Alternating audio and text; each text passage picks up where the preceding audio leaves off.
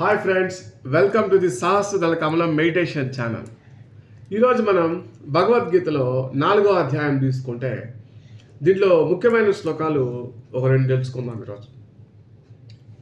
అంటే మనం ధ్యానాగ్ని దగ్ధ కర్మానం అని వినుంటాం. అంటే ధ్యానం అనే అగ్గిలో మన కర్మలు దగ్ధమైపోతాయని తెలుసు. కానీ ఈ 4వ అధ్యాయంలో జ్ఞానం అనే అగ్నితో కర్మలు ఎలా దగ్ధం చేసుకోవాలని తెలుసుకుంటాం. ఏమంటారు? యస్య యస్య సర్వే సమారంభౌ యస్య సర్వే సమారంభౌ కామ సంకల్పవర్జితాః జ్ఞానాగ్ని దగ్ధ కర్మాణం తమాహు పండితం బుధా.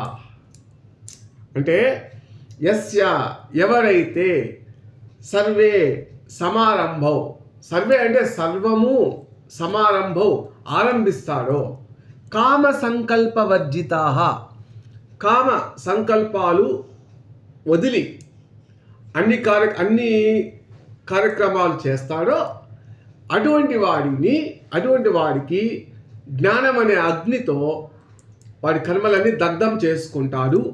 తమాహు పండితం బుధ. తమాహు అంటే అటువంటి వాడిని పండితులు, బుద్ధిమంతుడు అని అంటారు. అర్థమైందా ఫ్రెండ్స్? ఎంత అద్భుతంగా ఉంది కదా శ్లోకం. యస్య సర్వే సమారంభౌ కామ సంకల్పవర్జితాః జ్ఞానాగ్ని దగ్ధ కర్మాణం తమాహు పండితం బుధాః. అంటే ఎలాగ జ్ఞానం అనే అగ్నితో ఈ కర్మలన్నీ దగ్ధమైపోతాయి అంటే, ఎవరైతే ఎటువంటి కామం అంటే ఒక కోరికలు. ఇప్పుడు మనం ఒక పని చేస్తాము, ఆ పనిని మనం ఆ పని చేసి ఒక ప్రతిఫలాన్ని మనం ఆశిస్తాం. అటువంటి వాడికి ప్రతిఫలం ఆశించి కర్మలు చేస్తాడు కాబట్టి అది కామ సంకల్పాలు అన్నమాట. ఎవరైతే నిష్కామ కర్మలు అంటే ఎటువంటి ప్రతిఫలం ఆశించకుండా నిష్కామ కర్మలు కానీ చేస్తూ పోతే అటువంటి వాడికి ఈ చిత్తశుద్ధి పెరుగుతుంది. ఎందుకంటే ఎదుటి వాళ్ళు బాగుండాలి అనేది చేసేది నిష్కామ కర్మ. ఆ చిత్తశుద్ధి బాగున్నప్పుడు ధ్యాన సాధన చేస్తూ ఉంటే ఆత్మజ్ఞానం అనేది అద్భుతంగా కరాతలామలకం అవుతుంది. అప్పుడేమవుతుంది? ఎప్పుడైతే ఆత్మజ్ఞానం బాగా వస్తుందో ఆ జ్ఞానం అనే అగ్నిలో సకల కర్మలు దగ్ధమవుతాయి. అది జ్ఞానాగ్ని దగ్ధ కర్మాలు. అందుకే అన్నారు యస్య సర్వే సమారంభౌ కామ సంకల్పవర్జితాః జ్ఞానాగ్ని దగ్ధ కర్మాణం తమాహు పండితం బుధ. మొత్తం భగవద్గీతలో జ్ఞానాగ్ని దగ్ధ కర్మాణం అనే స్లోగన్ వచ్చేది, కొటేషన్ వచ్చేది ఈ శ్లోకంలో వస్తుంది. మరి అసలు ఈ జ్ఞానం అనే అగ్ని, ఈ కర్మలు అంటే తెలుసుకుంటాం. కర్మలు అంటే ఏంటి? పాపకర్మ, పుణ్యకర్మ. ఇప్పుడు మనం జన్మ తీసుకునేటప్పుడు మనతో పాటు సంచి అంటే బ్యాగ్, సంచిత కర్మను తీసుకొని వస్తాం. ఎంతో ఉంటుంది, దాంట్లో నుంచి కొంచెము సంచిత కర్మను తీసుకొని వస్తాం. సంచిత కర్మ దాన్ని మనం అనుభవించాలి. దాంట్లో అనుభవించేదే ప్రారబ్ధ కర్మ అంటే మన తల్లి, తండ్రి, భార్య, పిల్లలు ఇవంతా ముందే ఎంచుకొని వస్తాం.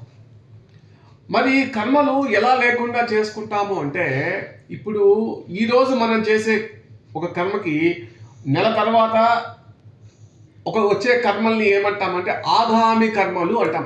ఆగమనం అంటే వస్తుంది కర్మలు. అలాంటి కర్మలు మనం చెయ్యమన్నమాట. ఇప్పుడు మనం నిష్కామ కర్మలు చేసామనుకో, నీకు భవిష్యత్తులో నుంచి నీకు కర్మ రాదు. వచ్చినా అది మంచిగా ఉంటుంది.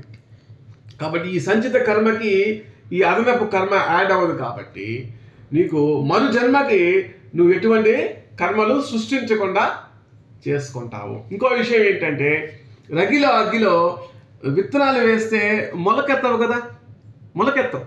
ఒక అగ్గిలో విత్తనాలు వేస్తే మొలకెత్తవు. కాబట్టి జ్ఞానం అనే అగ్నితో మనం ప్రజ్వలిస్తున్నప్పుడు ఎన్ని కర్మలు మనుషుడి జన్మకి రూపం దాల్చాం. ఏమైనా ఈ జన్మతో ముగిస్తాం. ఎప్పుడైతే మన సంచిత కర్మకి ఇంకా కర్మలు దాన్ని యాడ్ చేసుకుంటా పోయినామనుకో, తుది శ్వాస వరకు ఆ కర్మల ఫలితాలు ఎండుగా మరు జన్మ తీసుకోవాల్సి వస్తుంది. కాబట్టి ఇది విషయం. Thank you friends, thank you so much.